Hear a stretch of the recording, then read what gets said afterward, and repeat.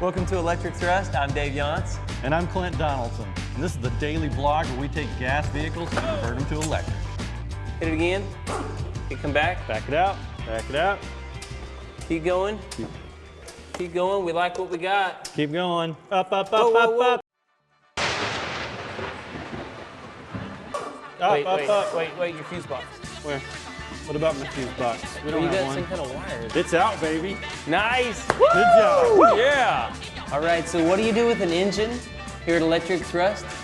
You turn it into a coffee table. Oh, yeah. Yeah, Yes, baby. sir.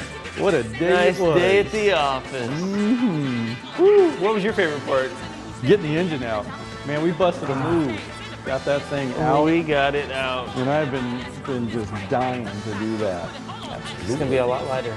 Yes, it will. Man, we stripped a ton of crap off of It's this car. amazing how much stuff came off this car. It's amazing how heavy the parts are. Yeah, we may be able to lighten this car up even lighter than it was before. So, you know, we're going to weigh each part and see how it comes out in the end. But I think we're going to save a few 100 pounds. Yep.